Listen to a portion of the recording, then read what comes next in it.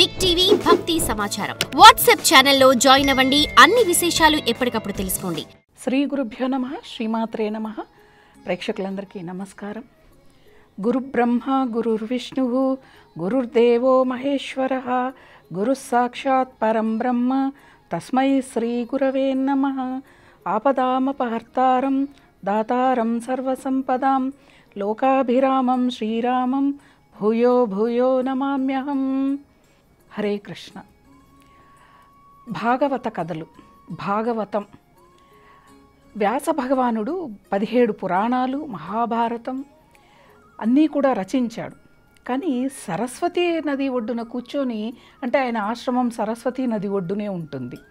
అక్కడ కూర్చొని ఏదో చింత, అంటే మనసులో ఏదో వెలితి కనిపిస్తోంది వ్యాస భగవానుడికి.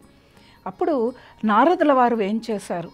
నారదుల వారు వచ్చి, వ్యాస ఇన్ని రచించావు, ఇంకా నీ మనసులో ఏదో వెలితి కనిపిస్తోంది, ఏదో తెలియని ఒక ఆందోళన కనిపిస్తోంది, ఏంటిది అని అడిగాడు. అప్పుడు వ్యాస భగవానుడు చెప్పాడు, ఏంటో తెలియదు నాకు, ఇన్ని రచించానంటే తృప్తి లేదు. ఎప్పుడైనా చూడండి, మనం ఏదైనా పని చేస్తున్నప్పుడు, లేకపోతే ఆఖరికి ఒక భోజనం చేసినా కూడా మనకి ఇష్టమైనది పని చేసే వరకు, ఇష్టమైన ఆహార పదార్థం తినే వరకు తృప్తి అనిపించదు, అవునా? అలా వ్యాస భగవానుడికి తృప్తి అనిపించలేదు అసలు. అప్పుడు ఆయన నారదుల వారు వేయించేసి, అప్పుడు నువ్వు భాగవతాన్ని ఎందుకు రచించలేదు, భగవంతుడి యొక్క విశేషాలని అందరికీ మానవులకి ఎందుకు అందచేయలేదు అని చెప్పని అప్పుడు నారద మహాముని వ్యాస భగవానుడికి భాగవతం గురించి చెప్పాడు. అప్పుడు ఆయన చాలా ఆనందించి ఆ భాగవతాన్ని రచించాడు. అలాగే తన కుమారుడైన శుకదేవుడికి, శుకుడు ఉన్నాడు కదా, ఆయన కుమారుడు, ఆయనకి అందించారు. ఆ శుకుడు పరీక్షిత్తుకు అందించాడు. ఆ పరీక్షిత్తుకు చెప్పే సమయంలో సూత మహానుభావుడు, సూత మహర్షి అంటారు, ఆయన వినటం, మనము ఈ సూత మహర్షి అనే ఒక పేరు ఎక్కడో చాలా కథల్లో వింటూ ఉంటాం. ఎక్కడ వింటూ ఉంటాం? మనం ఏ వ్రతము చేసినా కూడా సూత మహర్షి సౌనకాది మహామునులకు నైమిషారణ్యంలో బోధించాడు అనే కథ మనకి ప్రతి కథ ముందు, ఒక సత్యనారాయణ స్వామి వ్రతం తీసుకోండి, వరలక్ష్మి వ్రతం తీసుకోండి, ఏది తీసుకున్నా కూడా ముందుగా మనకి చెప్పేది సూత మహాముని సౌనకాది మహర్షులకి నైమిషారణ్యంలో ఈ విధంగా బోధించాడు అనే కదా. అలా సూత మహాముని ఈ సౌనకాది మహామునులందరికీ అందించాడు. అంటే ఇదంతా కూడా శ్రవణము ద్వారానే తెలియజెప్తోంది. మనకి నవవిధ భక్తి విధానాల్లో శ్రవణం ఒకటి. అలా మనకి భాగవతంలో శ్రవణం మీదనే మనకి, అంటే భక్తి విధానం శ్రవణం కూడా కదా, అలా మనకు అందించబడింది. అదే భాగవతం. ఎన్నో కోట్ల జన్మల పుణ్యము ఆ మొత్తము కూడా ఉంటేనే మనం ఈ భాగవతాన్ని వింటాం. చెప్పడం కూడాను, వినేవాళ్ళకి ఎంత పుణ్యం వస్తుందో చెప్పేవాళ్ళకు కూడా అంతే వస్తుంది.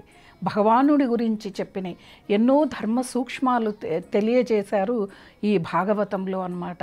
అలా మరి పరీక్షిత్ మహారాజు ఎవరు అంటే ఉత్తర అభిమన్యుల కుమారుడు. మనకి కురుక్షేత్ర యుద్ధంలో అభిమన్యుడు మరణించాడు. అశ్వత్థామ ఏం చేశాడు? బ్రహ్మాస్త్రాన్ని ప్రయోగించాడు. ఎవరి మీద? ఉత్తర గర్భం మీద. అంటే పాండవ వంశం అనేదే ఉండకూడదు అని ఒక అశ్వత్థామ యొక్క ఆలోచన అన్నమాట. అప్పుడు ఉత్తర పరిగెట్టుకుంటూ శ్రీకృష్ణ భగవానుడి దగ్గరికి వచ్చినప్పుడు శ్రీకృష్ణ భగవానుడు దూరదృష్టితో చూసి, భగవానుడు కదా, ఆయనకు తెలియంది అంటూ ఏమీ ఉండదు కదా, అప్పుడు ఆయన అస్త్రాన్ని ప్రయోగించి ఆ బ్రహ్మాస్త్రాన్ని నిర్వీర్యం చేసి ఉత్తర గర్భంలో భగవానుడు ప్రవేశించాడు. ఆ యొక్క శిశువుకి ఎవరో ఒక ఆకారం కనిపిస్తోంది, కానీ గర్భంలో ఉన్న శిశువుకి కనిపిస్తోంది అన్నమాట. ఎవరు అనేది తెలియలేదు. అక్కడ ఆ శిశువుకి ఒక రక్షణ వలయము కల్పించి భగవానుడు అంతర్ధానమైపోయాడు. అలా తర్వాత ఉత్తర పరీక్షిత్తుకి జననమిచ్చింది. ఇంకా ఆ తర్వాత భాగవతం, మనం మొత్తము కూడా భారతం అక్కడి వరకు జరుగుతుంది. ఇక్కడి నుంచి మనం చాలా శ్రద్ధగా పట్టుకోవాలి. ఎంత శ్రద్ధగా వింటే భాగవతం అంత బాగా పట్టుకోగలం, అంత బాగా భగవంతుడి యొక్క అనుగ్రహం మన మీద ఉంటుందన్నమాట. ఎన్నో కోటాను కోట్ల జన్మల నుంచి, ఎన్నో జన్మలు, ఎన్నో పశుపక్షాదులు, సూక్ష్మక్రిములు ఎన్నో జన్మలు ఎత్తి మానవ జన్మ ఎత్తుతాం. ఈ మానవ జన్మలు కూడా ఎన్నో ఎత్తిన తర్వాత భగవానుడి యొక్క అనుగ్రహం మన మీద ఉంటే భాగవతాన్ని మనం వినగలుగుతాము.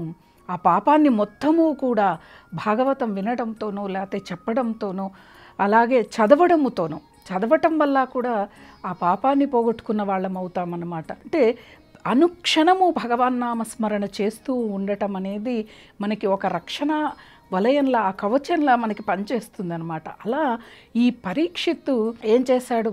గొప్పవాడు. ఆయన పుట్టిన తర్వాత పెరిగి పెద్దవాడయ్యాడు, రాజ్యాన్ని చేపట్టాడు.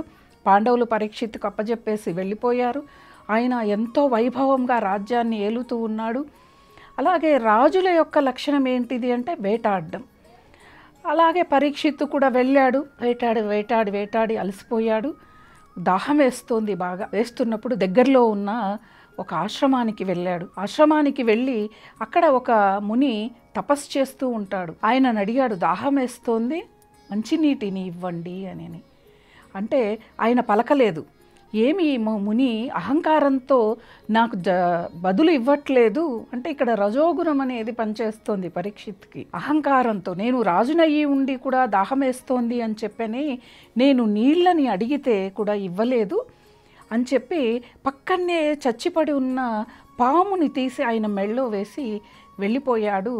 ఆ ముని యొక్క కుమారుడు కాసేపటికి వచ్చాడు. ఎలా వచ్చాడు అంటే కొంతమంది అక్కడ ఉన్న బాలకులు చూసి వెళ్ళి ఆ ముని యొక్క కుమారుడికి చెప్పారు, మీ తండ్రి తపస్సులో ఉన్నాడు, ఆయన మెళ్ళో చచ్చిపోయి ఉన్న పాము పడింది అని చెప్పానని చెప్పేవరకు ఆ బాలుడు పరిగెట్టుకుంటూ తండ్రి దగ్గరికి వచ్చి విషయం తెలుసుకొని ఓహో, నా తండ్రి మెడలో నువ్వు పాముని, చచ్చిపడి ఉన్న పాముని వేశావు కదా, అలాగే 7 రోజుల్లో నీకు మరణం అనేది సంభవిస్తుంది, తక్షకుడు అనే సర్పం నిన్ను కాటేస్తుంది అని చెప్పి శాపం ఇస్తాడనమాట.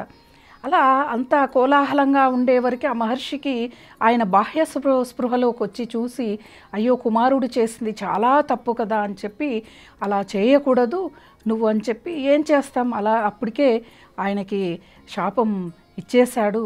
కానీ రాజుకి ఈ విషయాన్ని చేరవేశాడు ఆ మహర్షి అన్నమాట.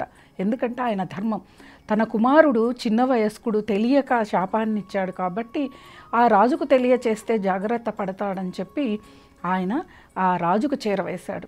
పరీక్షిత్తు సరే అప్పుడుకి ఆయన తప్పిదం తెలుసుకుని ఏం చేశాడు, అరే నేను చేసింది తప్పే కదా అనుకొని మరణం ఎప్పుడైనా రావాల్సిందే కదా అని చెప్పి ఆయన గంగలో మునిగి మరణిద్దాము, తక్షకుడు కాటు వేసే వరకు ఎందుకు అని చెప్పి ఆయన వెళ్ళి గంగ ప్రవేశం చేయటానికి వెళ్ళినప్పుడు ఋషులందరూ వచ్చారు, దేవతలందరూ చూస్తున్నారు పైనుంచి, వ్యాస భగవానుడు ఉన్నాడు. అందరూ ఆ రాజ్యంలో ఉన్న వాళ్ళందరూ కూడా ఆ గంగానది దగ్గరికి వచ్చారనమాట. అలా వచ్చినప్పుడు శుక భగవానుడు వ్యాసకుమారుడి కుమారుడు అనమాట. ఆయన ఎక్కడా కూడా అంటే ఆవు పాలు పితికినంత సమయం కూడా ఎక్కడ ఆయన గడపడనమాట. అటువంటి ఆయన దిగంబర వేషధారిగా ఉంటాడు. అలా వెళుతూ ఆయన అక్కడ నిలబడి ఏంటి అని చూసినప్పుడు ఎందుకో తెలియదు కానీ శుకదేవుడు పరీక్షిత్తు దగ్గరికి వెళ్ళాడు. నువ్వు మరణించడానికి లేదు అంటే అప్పుడు నేను మరణించే ముందు నాకు కొన్ని భగవంతుడికి సంబంధించిన విషయాలు తెలియాలి, నాకు ఎవరు చెప్తారు అంటే అప్పుడు శుకభగవానుడు అక్కడ ఆసనం మీద కూర్చొని అప్పుడు భగవంతుడి గురించి చెప్పడానికి ప్రారంభించాడనమాట. ఇంకొక ఎపిసోడ్లో మనం మిగతా విషయాలు తెలుసుకుందాం. స్వస్తి. For more videos like this, subscribe Big TV channel.